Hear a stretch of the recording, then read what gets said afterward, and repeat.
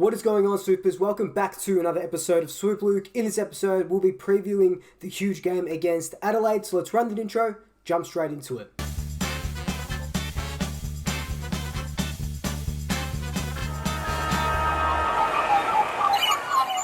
So just before we do jump straight into it, of course, hit me up on all social medias. Just look for Swoop Luke on Twitter, Instagram, TikTok, and Twitch. I've got a new Twitch setup coming. It'll be in this room. That'll be happening hopefully by this weekend. So, we'll be streaming more than FIFA and stuff, and just going to be a separate sort of thing from this channel. But anyway, that's that. If you're a new swooper to this channel, welcome. Thank you so much for joining us. Be sure to hit that subscribe button, hit that notification bell, and if you're a returning swooper, welcome back. Thank you for rejoining me, and let's just jump straight into this preview. So, we all know Adelaide's form going into this game. They haven't won one match for the whole season. They could be the first team since Fitzroy in the, I can't remember the tweet, in the 50s or 60s, maybe 1963, to go through a season undefeated. But in saying that, we obviously do have to be a little bit wary of them, because any team that hasn't got a win will be looking for a win. They don't just want to stroll in and go winless, because their number one pick is going to the Bulldogs anyway, because they've got that academy selection, the Doggies. So they're not even in it for a number one pick. So it's going to be a crazy game. The last three games they played, though, they got blown out of the water by Melbourne. They got blown out of the water by North Melbourne. The only game that they came close to winning was that Essendon game where they lost by 3 or 4 points. In the last 5 weeks as well, they haven't notched up over 60 points. So they're not a high attacking side. And because we're a decent defensive side now, I say decent because we did have a good record going in.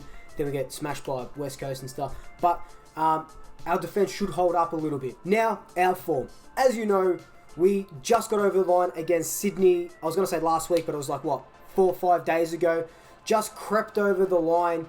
Kicked 2 goals, 10 in that first half. So form going in hasn't been that good. Lost to Freo. Got smashed by West Coast. And then the week before, we beat Geelong. We also haven't kicked over 60 points in the last 4 or 5 games. Actually, the last 5 games, we haven't kicked over 60 points. So that is going to be a target for us, and it might just be a low-scoring affair. But our form's a bit of a roller coaster. We know this. We don't want to hand Adelaide their first win, so hopefully this roller coaster keeps going up, and it's not the one that comes crashing down. So the last time we played Adelaide was round 22 last year. We ended up winning by 66 points. This is the game where we needed to win those last few games in a row to sneak into the top 4. And this is, like I said, won by 66 points. Elliott kicked 5. Josh Thomas, I think, kicked 3. Multiple goal kickers. We need to bring that form into this game against the Crows. In that game as well, Pendlebury got over 30 points. And then Maynard got over... in that game as well, Pendles and Maynard gathered over 60 disposals between them. Jack Crisp wasn't too far behind with 29. 17 goals. We were just really good all around the park. And of course, like I said, we needed to win that to, keep those top 4 hopes alive. Or not keep them. We need to boost us into the top 4. So we did have something to play for. And we have something to play for now. I sound like an absolute broken record, but the key area is just to score over 60 points. It shouldn't be that hard, but we're just struggling to do it. And don't give me that excuse that, shorter quarters. We got teams kicking over 100 points, over 90 points, over 80 points. We just can't score. And, segueing into this next little bit is the midfield to forward connection. If you watch my previous video, the review for that Sydney game, there was that new section where I talked about some of the plays going inside our 50 and how the kicking going inside 50 doesn't help our forwards at all. So if you're on the outside looking in, you go, okay, we scored 50 points these last couple of games. The forwards aren't kicking goals. But then if you delve deep into the stats and you watch the game again and stuff like that, you see, oh no, we had 50 inside 50s for, whatever it was, 23 scoring slots or something ridiculous like that. So you can see that our connection going into the forward line, okay, the forwards aren't scoring goals, but the connection going in there, we're not giving them the best opportunity to score those goals. The way we're going to get around this is just lowering our eyes and hitting targets.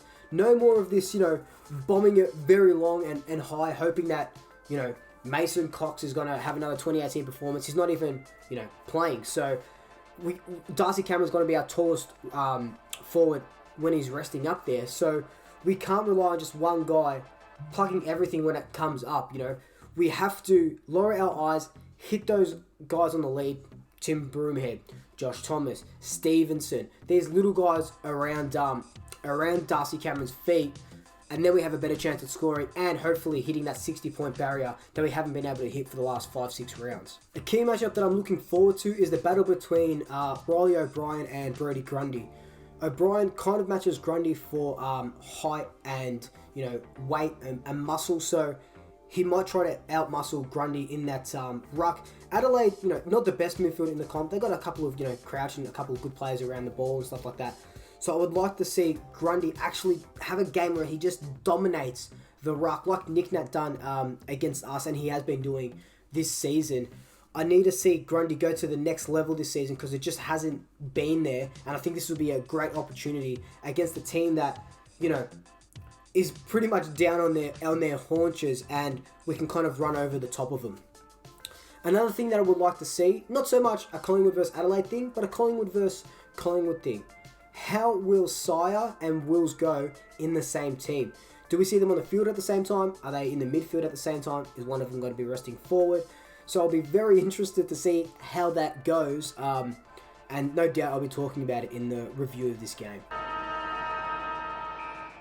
So the ins and outs, a couple of huge changes that not any of us saw coming. I'm going to read them off to you now.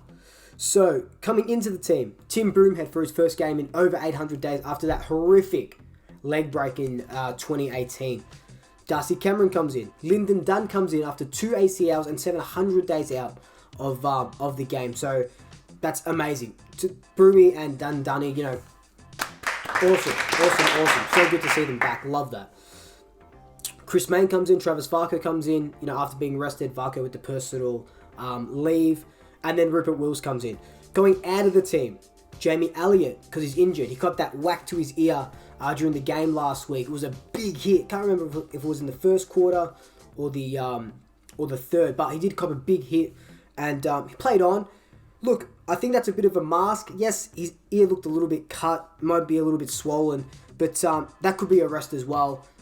A slew of hamstring injuries, back injuries. Give him a week off or a game off, and he'll be back in the team next week. Will Hoskinelli, we know, injured. Isaac Plainall injured, of course. Adam Treloar injured, of course. Ben Reid managed. I've been saying that, 30-something years old, 4 or 5 days in between games, was always going to get managed. The interesting one, Darcy Moore has been managed. Interesting in the sense that there wasn't any indication that he was going to get rested or managed. But he has another good opportunity to rest him, like Jamie Elliott, hamstrings and stuff like that. If you can rest them, give him the chance to rest. We need them at the tail end of this season. So all in all, I actually like those ins and outs. Does it put a little doubt in my mind that Adelaide could run it over the top of us? Maybe, but very strong ins and outs. Like I said, Cameron really good in the forward line. Varco, we know what he can bring. May, we know what he can bring. Dunn, I'm glad he's getting his run. And Broomhead's just like an unknown commodity at the moment. In 2017, where he played about 14 games, mainly in the midfield. So will they chuck him in the midfield as an Adam Treloar role or put him in the forward line? But we'll wait and see tomorrow night. This game honestly can go either way. Like I said from the start, Adelaide, no one wants to go through a season undefeated. No one wants to go through a season not having won a game. They want to give their fans something. They want to give the chairman and the board something as well. Adelaide will know that we could be the biggest bird that they knock off their perch. We haven't been travelling really well the last 3-4 games. Just beating Sydney, losing to Freo, got smacked by West Coast. Our footy hasn't been consistent. It hasn't been top notch. If there's any team for them to knock off, it's us. Do I think we will lose? No. Do I think we will win? Yes. By how much, Luke? Oh, man. I only think we're going to win by 3 or 4 goals. So, something that is it not too bad of a margin when you come back, you go, okay, cool, we beat Adelaide by 22 points, that's awesome. But something that in the last quarter you go, shit, are Adelaide going to run over the top of us?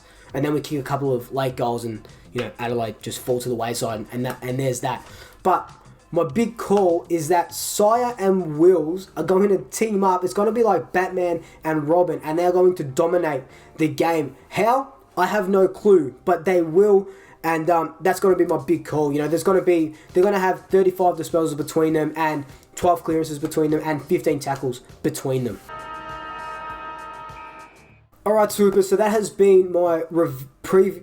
Alright, Swoopers, so that has been my preview of this huge game against Adelaide. Like I said, it can literally go either way. We're either going to win by 60 or 80 points or lose by 4 points, because that's just hashtag the Collingwood way. If we lose, you'll see me on Instagram Live crying over a pina colada. But anyway, look, thank you so much for tuning in. If you've come this far, leave me a piece in the comments. I really appreciate it.